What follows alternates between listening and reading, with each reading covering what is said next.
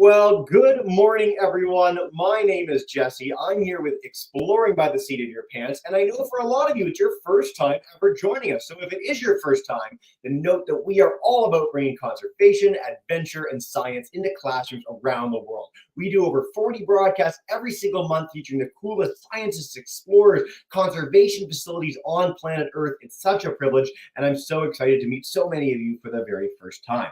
Now, I want to note that we are so excited to dive in with March, but I want to celebrate February because February was our entire month solely dedicated to the most amazing women in science and exploration on planet Earth. We did, I think, 55 broadcasts, everything from neuroscientists to cave divers, people who train astronauts and go into amazing caves in South Africa. It is so much fun. I really encourage you to check it out on our YouTube channel, any program you'd like, if you're keen. Now, before we dive in with our topic that you guys are all so amazed for, I want to note we will have a Kahoot today. So between our talk and our Q&A, we're going to have a little 4-question quiz, test your understanding, have a little bit of fun. You can pull up that game pin, and in about 20-25 minutes, we're going to get to that. Now, of course, the reason you're all here, the reason the 750 of you are all here from around all of North America is that we are joined live at the Toucan Rescue Ranch. They have been our biggest partner for like 6 years now. I think we've done 60 broadcasts with them, and don't tell the other groups, but it's always my favorite thing to get to hang out with the Rescue Ranch because they do such amazing work to rescue, rehabilitate, re-release injured wildlife, and showcase the magic and wonder of the amazing biodiversity in Costa Rica. So today, we're going to hang out with everybody's favorite animal, sloths. We're going to learn a little bit more about the amazing work that they do to conserve them and beyond. And without further ado, I'm going to just take us there. Andrea, welcome into the broadcast again. So nice to see you. Hi, Jesse. It's nice to see you as well. So welcome everybody to the Toucan Rescue Ranch, and thank you for joining me virtually here in Costa Rica. So we're definitely going to be talking a lot about sloths. I actually have 6 very active sloths in front of me right now. So I'm going to show you to them in just a few moments. But first, I actually want to start with a special guest. She's here behind me.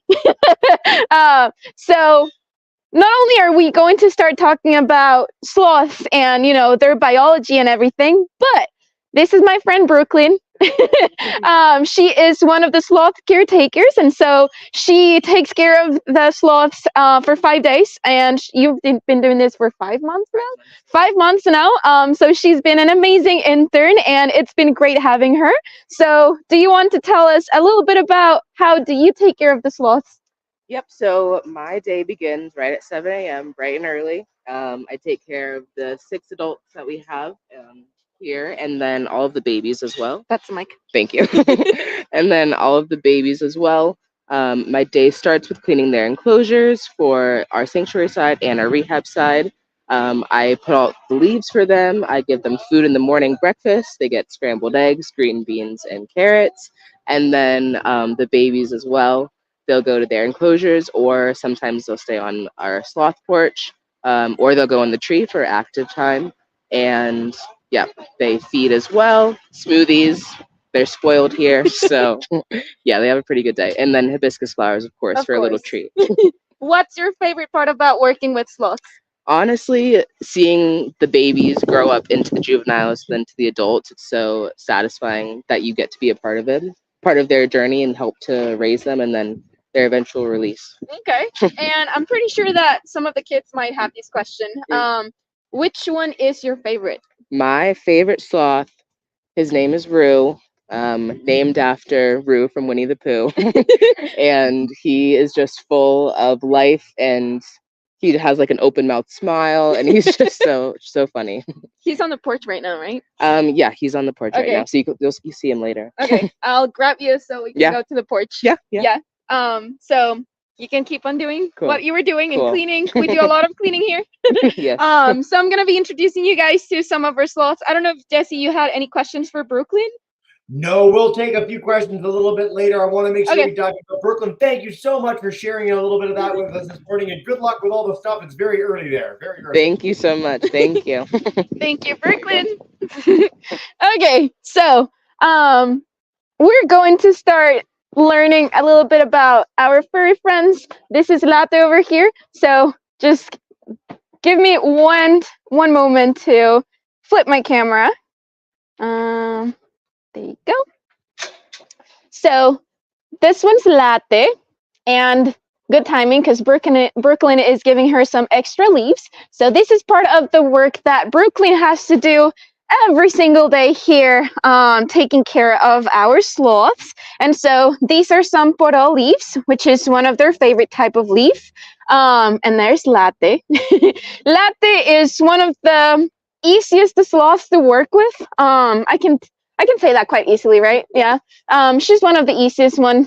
She's also the most easygoing, which of course, let's not confuse this with her being friendly, or her being very nice towards people, because she's still a wild animal. She can still harm us if she would like to.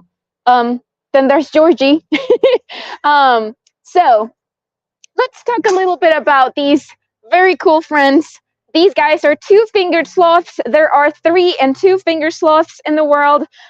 Here in Costa Rica, we have 2 different species, the Hoffman's 2-fingered sloth, which you're seeing, and the brown-throated 3-fingered sloth that I'm not sure we're going to have a chance to see one on the tour. But I'm pretty sure that you guys have most likely seen a 3-fingered sloth before, because they're very popular in like images and drawings, and even like the plush toys and everything. Also, if you've watched the movie Zootopia, you've got Flash the Sloth over there. He's supposed to be a 3-fingered sloth. And I say supposed to be because he has a thumb, which is not really a thing with the sloths. Now, one of the ways you can tell 2-fingered and 3-fingered sloths apart from one another is the way the face looks. 2-fingered sloths, as I like to say, they have piggy noses. They have like that very adorable piggy snout. 3-fingered sloths, on the other hand, their snouts are a little bit shorter, and also their noses tend to be more like blackish or brownish. The color of the hair is also very different from one another. 2-fingered sloths like these guys, they can have different types of colors, so they can be very blonde like Latte, or they can be brownish like Georgie, who's enjoying some leaves over here. They can also be very big like Georgie, or medium-sized like, or an average size as Latte. Now, over there, you can see Georgie's hands and toes. You might get to see 5 fingers in total. So the ones on the left side, there's 2. Those are gonna be his hands. So 2-fingered sloths, they have 2 fingers in their hands, and then the ones on the right, those would be his toes. Now, all sloths have 3 toes on their back legs. As I was saying, it's on their hands that changes.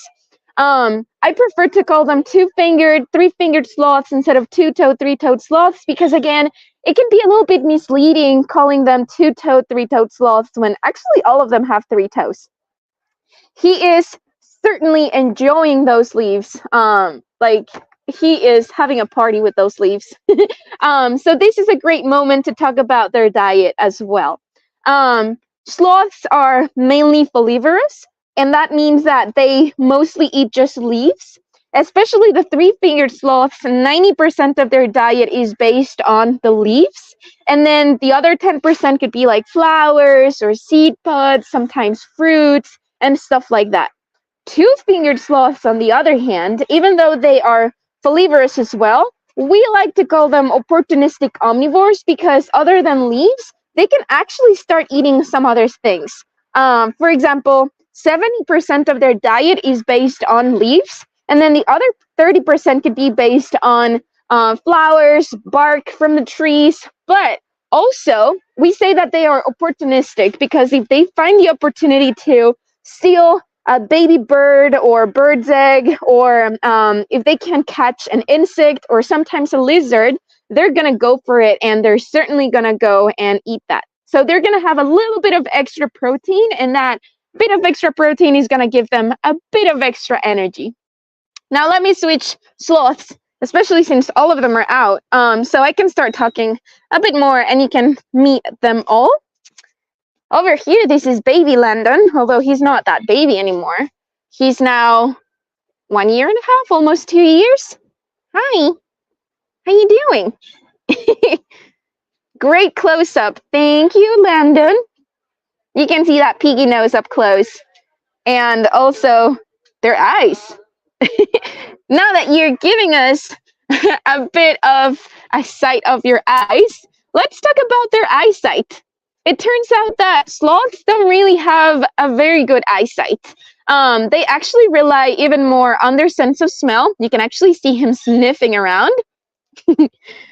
And their eyesight is very, very poor. Some people say that they are almost blind during the daylight. And so two-fingered sloths, they prefer to be more nocturnal. They can still be active through the day, like these guys are right now because they're eating, they're having their breakfast, but they do prefer to be more active during the night. Three-fingered sloths, on the other hand, they are mostly diurnal, so they're going to be mostly active throughout the day. Are you going to come and give us another close-up of your eyes? Hi. Now you can see his fingers over here very, very nicely. And you can see those two fingers. And maybe you're going to get to see his 3 toes on his back legs. Two-fingered sloths also have these pink pads on their hands and their feet, and that's going to allow them to have a bit of extra grip on the surfaces, such as the branches, while they're climbing, which of course comes in handy being an arboreal animal, meaning they live up on the trees. So Landon came here when he was a teeny tiny baby, and we decided that he was going to become a permanent resident, so that he's going to live the rest of his life here with us because he's got some congenital issues, some issues that he was born with. So he's a little bit special. He has some problems coordinating his movements, even though you can't see that right now. Like, he's climbing very well, he's hanging very well, but when he came here, he had a lot of trouble coordinating his movements, kind of trying to know where his limbs were. He did not have like that sense of coordination, and that is likely something that he was born with. And so he was probably not going to succeed if he was taken back into the wild because he kept on falling down a lot when he was a baby. And so he had to go through a lot of therapy. He saw a lot of different doctors as well. Our vets are amazing, and they were the ones who discovered his issue. And they were the ones who scheduled, all of his physical therapy sessions and everything. So he had a bit of acupuncture and laser therapy, which has helped a lot. He's actually just hanging by his 2 back legs, and nothing else is holding him. So this is success for him. You can also see how strong they can be. Like, those core muscles are amazing. I wish I could have those. Their abs are also very, very nice. If there was like a CrossFit championship, I'm pretty sure these guys would definitely win. Let's see who else is out and about. Okay, I see Helga over there, but let's try to come and see Milo, who is a bit closer. And Milo is also very, very special to us. He was actually the 2nd sloth we ever got to rescue. So let me tell you a little bit about this story as to how we started rescuing sloths here at the Toucan Rescue Ranch. Because, of course, Toucan Rescue Ranch, we actually got started rescuing toucans at the very beginning when we got started back in 2004. But then our founder, Leslie, she went to the Caribbean side one day on 2007, and she kind of fell in love with the sloths. She was hesitant if she wanted to really work with them or not, because these guys are a lot of work, let me tell you that. And she finally decided that she could rescue an adult sloth that she could rehabilitate and then send back into the wild. And then the wildlife police, the ones that mostly bring us most of the animals, they brought us a teeny tiny baby. We're gonna go see some teeny tiny babies later, but they brought a teeny tiny baby, and Leslie was quite shocked because she was definitely not expecting that. She was expecting an adult one, just like these guys. And she had to learn how to take care of these floofy bull. And it was actually Mealy, the one that we first rescued, the one that taught us a lot on how to work with sloths and how to rescue sloths and everything. So unfortunately, Mealy's not with us anymore, but she was like, she left a legacy. She had been an amazing sloth. She lived for 15 years. So it was an amazing 15 years. And Milo was the second one we ever got to rescue. He came right after Millie. Hi, Helga. What are you trying to do? Are you going to climb hanging from upside down as well? Helga has one of the most beautiful hair coats here from the sloths. Like, her hair looks so smooth. It looks like someone combs her hair every day, and believe me, no one does. No one dares to do that. And especially because the sloths can be quite aggressive, and not only do they have these very sharp claws, but they also have very sharp teeth that they can use to defend themselves. If Helga was to open her mouth, we would see those teeth. Do you want to show us your teeth? Nope. What are you thinking? What are you sniffing? What's there? Okay, so Jesse, I don't know if there's any questions as of yet before I move on with the babies. Oh, you know what? I think I still will wait for questions because we've got so many classes today. But I'm think that our kids are going to be equally excited to go hang with babies. Kids in the background, yes, you're training on babies, baby sloths. What do we think? Yes, all the thumbs, Andrea, all the thumbs. Okay. Okay, so if everyone is so excited, that probably means you guys also like going to school, because we're actually going to go visit the Sloths School. Our sloths in here, they do go to school. They have to go through different stages and everything for them to be able to go back into the wild. And so the babies that we do have here at the Toucan Rescue Ranch are also rescued babies. All of them were orphaned. Something happened either to their mothers or something happened to them. Sometimes their mothers are not able to take care of their babies, and so we have to step in, and we're going to take care of them, and then whenever they are ready, we're going to take them back into the wild.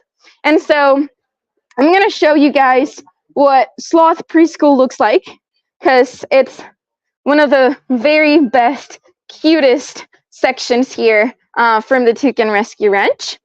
So we've got some babies around here. So Sloths Preschool is where we bring the babies that are less than 1 kilogram. So the teeny tiny newborn babies, we have taken care of premature babies as well that now are succeeding. Some of them are now back into the wild, which is very, very amazing. We have taken care of a lot of babies. Only now we have 8 babies here on the porch. So we've got 2 in here, 1 in here. There's another teeny tiny baby. That's baby Fiesta over there. Fiesta is one of the smallest babies. Then we've got our sloth nannies in here. There's another teeny tiny baby. And we're actually quite lucky. We've been very lucky today because we're going to see how Giselle, one of the sloth nannies, feeds one of the babies. ¿Cuál bebé es este? Beanie. So this is baby Beanie. Baby Beanie is also one of the smallest ones we currently have. And so you can see how Giselle is feeding Beanie. So we've got our goat's milk over here and our baby sloth formula, so I like to call it. And we have to feed them with a syringe. Sloths, they cannot have like a bottle like other babies, like us, for example. We have to feed them very, very slowly with those syringes. They really like those syringes as well. Sometimes they're gonna start biting them and everything, especially if they're getting very excited on their feeding time. No sé si me puedes contar algo de Beanie. Bueno, Vine se vino con bastantes problemas, con Okay. mordeduras. Beanie arrived here with a lot of different issues. I'm asking about his story. With different issues, like bite wounds.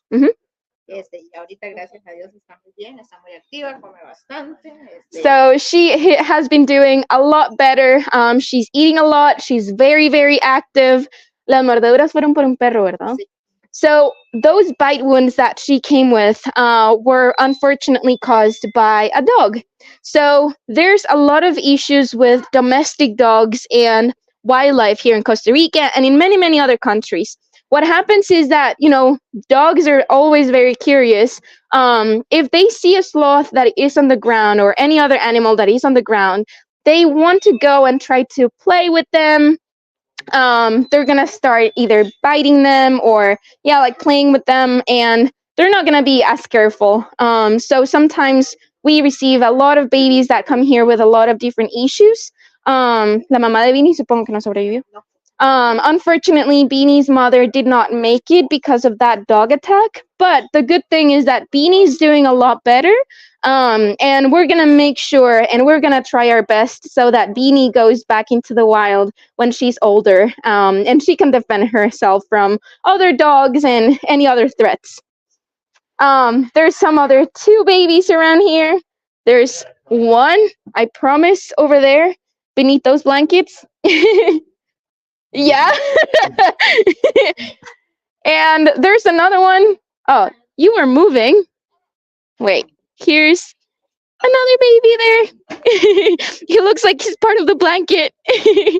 Can I just say, I mean, for our kids who might not have seen, ever joined you before, like this is like the most we've ever seen in one of these broadcasts. The fact that we had a baby feeding is so ridiculous. It's amazing. So lucky I know. kids. So much fun. Is there anything else you wanted to take us and show us, or can we dive into a little Kahoot together and start our Q&A?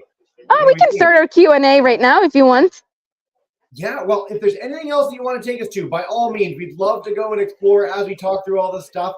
But this has been just an incredible journey together. So thank you. The special tour. Yeah. Well, actually, before we dive in the questions, I have one of my personal favorite baby sloths at the moment. Let me switch my camera again. And I have Brooklyn again here. So this is baby Kevin.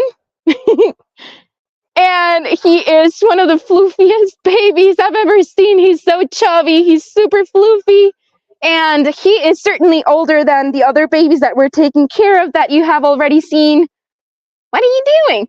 So if you ever see a sloth doing this, this could be a threat posture. So this is him kind of like saying, get away from me. I don't like you here.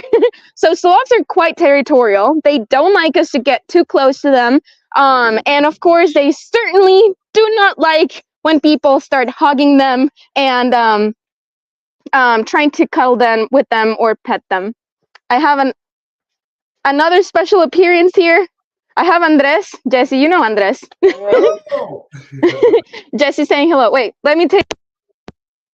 We'll say a quick hi. By the way, that is the fluffiest baby ever. You are right. It looks like an Ewok from Star Wars. It's very exciting. I know, right? Andres, I don't know if you want to say anything about Kevin. I mean, Kevin is just great. Look at him, right? Yeah. He's just amazing. But yeah, I mean, Kevin is a special baby because he's a mountain baby. And so one very particular thing about sloths is that where they come from really defines how they look. And this is something that we haven't studied as much as probably I would want to. There are theories all around the place about maybe even mountain sloths being a different species from the more coastal sloths that we see down below. But the one thing I know is that they usually have the fluffiest babies in the entire universe. That's a marshmallow right there. A marshmallow with big teeth and big claws. Oh yeah. Oh, sorry, I scared you. These are the most scientific words ever. Floofy babies, big marshmallow. I love it. Thank you very much, guys. This is a riot. Well, I can think of no better spot to begin with getting our kids involved because they're chomping at the bit. They're so excited. Thank you very much to the whole team. You guys rock. This has been so fantastic. We're going to dive in with our Kahoot together. We're going to see what our kids we're listening to, and then we're going to go to our Marrington Elementary crew for our first question. Don't worry, everyone. I am coming to you. But Andrea, do you want to help us with our Kahoot? Of course I can. Okay, we're going to bring them up and get started. For those who are new to Kahoot, the faster you answer, the more points you get. But all you win is our everlasting respect. So don't worry if you don't win. It's just fun to play around. And we're going to get started in a second on some cool sloth facts together. Okay. You can keep joining after you've gotten underway. There is a person named Fuzzy Sloth, and I kind of hope you win. Maybe Kevin's playing. Kevin's with you. On the cell phone, underneath the fur. All right, here's our first question. Where can sloths be found? Okay, so you'll know this answer if you know where we are today. Are they found in Asia, Africa, Central and South America, or Australia? What do we think? 10 more seconds, everyone. Get those answers in. Where are we today? We're in Costa Rica. Where is Costa Rica? I don't think it's in Africa. I think it's in Central America, and most of you got this right. Very good. There are some other cuddly animals in Australia, like koalas. Oh, yeah. They're not sloths. Our sloth friends are only south of us here in North America. And Fuzzy Sloth has the lead. It is Kevin. Yay! No way. I'm so excited for this. True or false? Sloths use the bathroom several times a day. Now, we didn't dive into this the way that we quite often do in these programs, but maybe, what do we think? True or false? Are they always going to the washroom, or are they never going to the washroom? Is it one or the other? Pretty much. 29 answers in. Get those answers in. Yell it out if you're not on the Kahoot. Ooh, 3, 2, 1. The answer is false. Ooh, a lot of people got kind of like a tie. How often do sloths go to the washroom, Andrea? So, actually, sloths go to the bathroom once a week, mostly. Oh. Yep. Everyone, just imagine going to the bathroom once a week. I'm pretty sure that you would feel very bloated. That's not a good feeling. Sloths are a little bit different than us. There you go. As we go into question 3, sloths can actually have moss growing on their fur. Wait a second. This seems crazy. There's no way, right? Sloths can have moss growing on their fur. No way at all. Can they? Yeah. All right. Answers in. Let's get them in. Oh, 50. Wow, there's so many of you in the Kahoot. This is great. All right, let's see. True, they can. They actually absolutely can. Good. Way to go, everybody. Most of you got that right. Let's see what that does to our leaderboard going into our final question. Fuzzy Sloth is in 4th. Now, I don't want to take favorites, but I'm so hoping Fuzzy Sloth wins this. Okay. Jesse, remind me to send you a picture of how a sloth hair looks on a microscope. Amazing. I love that. All right. Sloths make great pets, and everyone should get one. We talked about this in a few different ways. Remember their sharp claws, sharp teeth, threat posture of Kevin? I don't know. Dog attacks. We don't want, I think we don't want sloths as pets. I think that's an absolute no-no. And let's see, most of you got this right. Good job. Wild animals should be wild, and people like at the Toucan Rescue Ranch are trained professionals to help care for these animals and make sure that they can get back to the wild. So Andrea isn't going around petting all the sloths every day because it's important to make sure that they stay as wild as they can be. So we don't want animals as pets. In fact, one of the things that you can all do as a class to really help sloths, don't share photos of people holding sloths. That's not what we want to be doing with sloths. We want to be protecting sloths like the Toucan Ranch. And I'm glad we got that question in. All right, Elated Lion's our winner. Let us know that, everyone. Thank you so much. And we're going to go to our questions now. So there's so many of you. I'm coming to everyone. Get them in on YouTube, but we're going to head to our South Carolina crew, Miss Miller's class, Barrington Elementary. Hello, guys. Hi. You have a question about sloths? Come on up. Yes. I know. Who's gonna ask? All right, Adeline. You talk nice and loud. Do sloths fight often?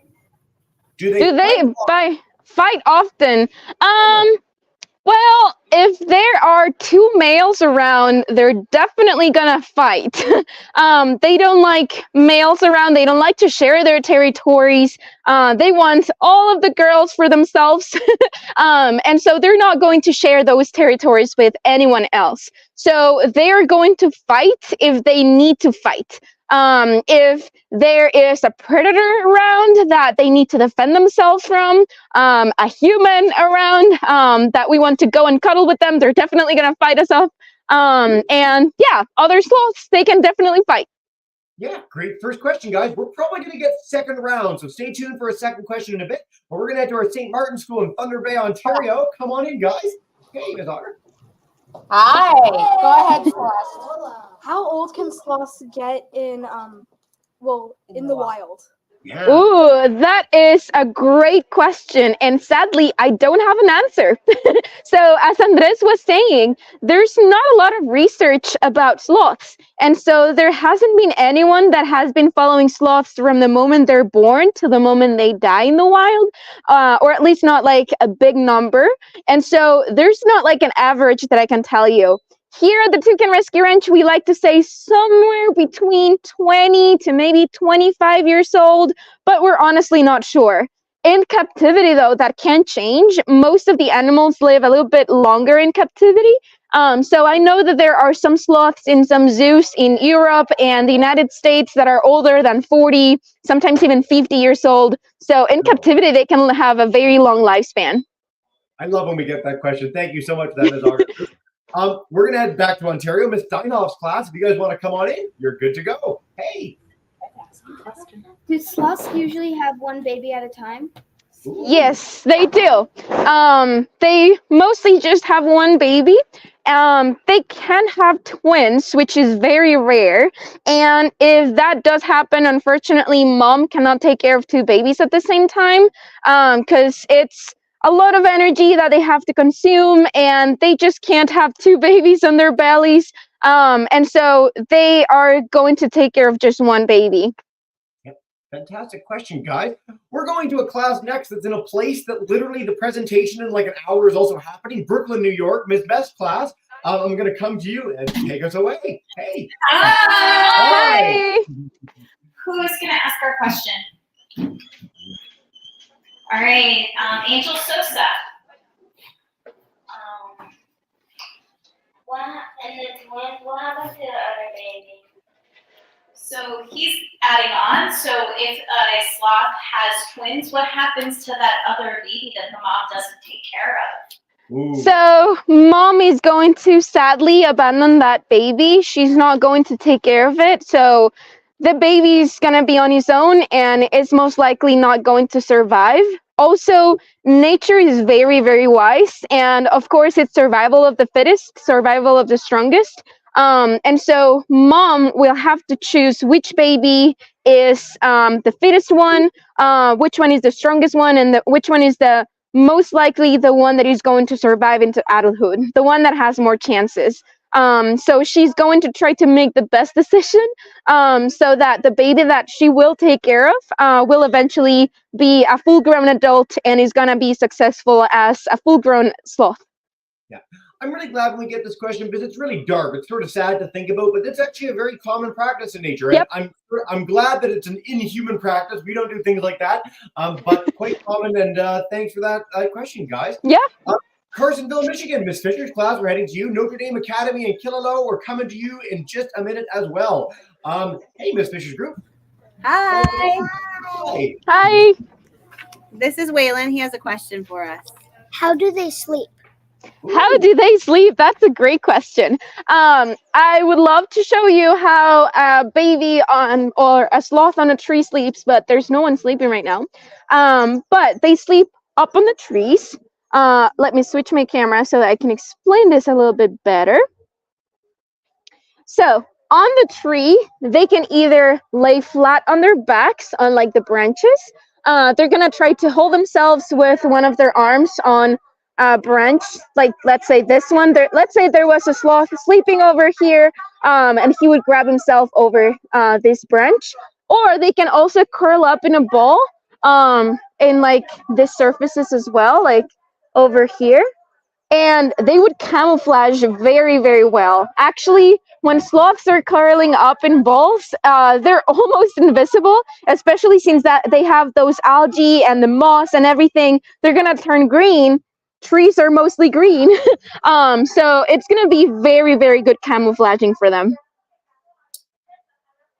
Yeah. Fantastic. Thank you. We actually have a few quick follow-ups on sleeping questions from some of our YouTube classes in Notre Dame, Kentucky. I'm coming to you in just a second. Miss McAdam wanted to know, how long do sloths sleep for? Ooh, well, a lot of people think that sloths, they're lazy, they sleep all day long, and that is actually not true. Sloths sleep in an average of 10 to 12 hours a day. So it's not really that much. Koala bears, for example, they sleep up to 20 hours a day. Some species of wildcats do that as well, like lions and tigers. So they're not really that lazy. What they're doing is trying to conserve that energy. But yeah, they're gonna be sleeping throughout like 10 to 12 hours a day. Some people think that, you know, since they are not moving a lot, that they're always sleeping. Again, not true. They're just conserving that energy. Great question, guys. All right, Notre Dame Academy, Louisville. Hi, guys. Welcome in. So nice to have Kentucky in Miss K's group. Unmute. Hi, everyone. Come chat with us. Welcome in. How do scientists know that sloths are related to anteaters and armadillos? Ooh. Question. Oh, that was actually a question for Andres because he loves these types of questions. So it was through the DNA. You know, years ago, yeah, it was basically through the DNA. Let me try to go and find Andres to see if I can actually ask this question. Is Andres here? Clinic? Okay. Let me go and find him because I'm pretty sure he'll be more than happy to answer this. And yeah. I was just going to say, while we're on our way too, one of the things that unites that group, they're actually in a group called xenarthrans, which means alien joints. So they've got weird joints that are sort of unique to that group. And that was one of the ways that before we had DNA as a tool, we were able to identify that they're related. There's some really odd creatures in South and Central America that are all unique and quite linked, that are unlike pretty much anything else in the mammal world. So we've never had that question. That was great. And now we're going to get an even more detailed answer. Where is he? I don't know where he is.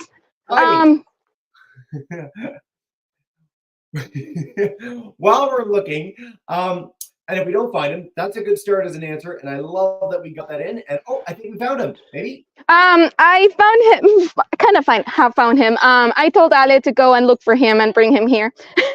So he'll be here in a couple minutes.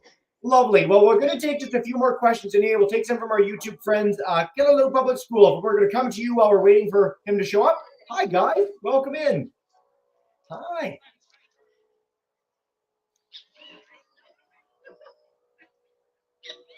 Your audio is not working. Yes, ma'am. It's sort of half working. Oh, there you go. Okay. You're good. How did they survive the last 10,000 years? This is another question for Andres, and I found him. Both those questions.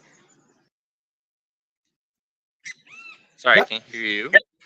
Oh, yeah. So one of them was, how did they survive the last 10,000 years? And the other was, how do we know they're related to armadillos and anteaters? Those are two very, very good questions. So how did they survive the last 10,000 years? That's a good question. So the reason why they have survived, or the species that sloths that survived to this day have survived, is because they live in trees. So all other species of sloths, or most other species of sloths, lived on the ground or maybe in the water. So they were very, very specialized to do what they did. The sloths that we have nowadays are animals that are very specialized as well, but they're very specialized for life on the trees. And life on the trees hasn't changed that much from the last 10,000 years. Tropical areas of the world, of the planet, looked very much the same as they did 10,000 years ago. So a lot of the species that we used to have in the tropics, like jaguars or like big vultures, for example, still remain. Well, most of the species that we used to have in the north during the last ice age have gone extinct. So that's maybe the easiest way to put it. And then in how they're related to anteaters and armadillos, it's really easy, actually. Like if you look at an anteater, And if you look at an anteater, especially that wants to fight, they look very similar to what you saw with the fluffy baby over there with Kevin. They puff out their chest and they open up their arms and they do like a "come at me, bro." That's a very, very common defensive position that armadillos and anteaters all share. And Best answer ever. They do a "come at me, bro." That's the uniting factor of these creatures. It's amazing. yeah, it's We're just being very scientific today. evolutionarily speaking, the "come at me, bro" behavior is just shared between all of them. That's just evolution science. But it's also all about a couple of other different factors, and the most important one is their vertebrae. So if you were to look at their skeleton, armadillos, anteaters, and sloths, they all have vertebrae that are very special looking, and they all look very similar. And what they do, and what that's really, really important for them, is that they can actually put a lot of weight on those vertebrae, so they can lift a lot of mass. So if you were to look at an anteater or an armadillo or even a sloth, they're the power lifters of the world, right? Of the animal kingdom. They're very good, but they're very good at lifting from the ground up and putting it right back up here. And they have better adaptations on their back than we do to be able to do that. So if We you've saw ever, Landon hanging from his back legs. exactly. So if you've ever seen a power lifter or a weightlifter, they have to wear those weird, really weird belts. Yeah, if that's just to hold you in place. A sloth, an anteater, or an armadillo, they wouldn't have to wear that. Because they're powerful, they're mighty, and their backs are good, unlike ours. So that's the reason. I would love to see a CrossFit competition between the three. Yeah, who can lift more? You know what? My closest friend is a CrossFit athlete competing tomorrow, and I will let him know that all the sloths would just crush him in that competition. We'll make him feel really good. Absolutely. You two, thank you so much for those in-depth answers. To Brooklyn, too, for joining us. We've got time for one more question, actually, and then what I want to do is tell our classes, check out toucanrescueranch.org. There's so many more answers there. You can also email us at exploringbytheseat-of-your-pants. All your teachers have our email. We'd love to field more questions and share them and inundate Andrea, Brooklyn, everyone. We're going to bug everyone with all the questions we've done. But we're going to take a quick one from our Hillcrest folks. They're in Ontario. They want to know, how much water do they drink every day, and is it true they like to swim? Want to answer that one? Yeah, I can answer that one too. So there's a technical answer for this. Theoretically speaking, they should drink only about 36 milliliters of water per kilogram per day. I know that sounds super complicated, but what that means is that they need to drink less than a small Coke's worth of water per day to be able to survive, which is a lot less than what we would think of, generally. What's recommended for a human is that we need to drink about 2 liters of water per day to survive, right? Yeah, exactly. 8 glasses of water per day. A sloth has to drink less than 1 glass of water per day to be able to survive. Isn't that amazing? Yep. And the other thing is, yes, I wouldn't say that they love to swim. I'd say that they can swim. And they're very good at it. Especially three-toed sloths. There is a species of three-toed sloth that lives around water. They live in mangroves, so they usually go around and go for a swim. But two-toed sloths generally prefer to avoid water, and they don't really like it. Now, when it rains, our sloths go insane, and they try to get away as far away from water as possible. It's a good adaptation because if it rains on them, they get heavy, and if it gets heavy, it gets uncomfortable. So they would rather just try to avoid water as much as possible. So while they can swim, I wouldn't say that they enjoy it. They're a bit like me, like I can swim for sure, but if you put me on the deep end, I'll try to get out of the deep end as fast as possible. Duly noted. That's a riot. You two are hilarious. This has been so much fun. I'm going to email all our classes a great sloth swimming video too, if you're keen on that. But what I want to do is just say a huge thank you. Classes, do email me more questions. We'd love to hear from you. This has been such a fun broadcast. I wanted to bring in as many of you as possible for what has been 750 kids across North America today. So what a wild ride we've gone on. Check out more about sloths, toucanrescueranch.org. And as you know, you two, I'm going to bring in all the kids now to say a big thank you and farewell. So Kentucky, Michigan, New York, Ontario, and South Carolina. Thank you so much, everybody.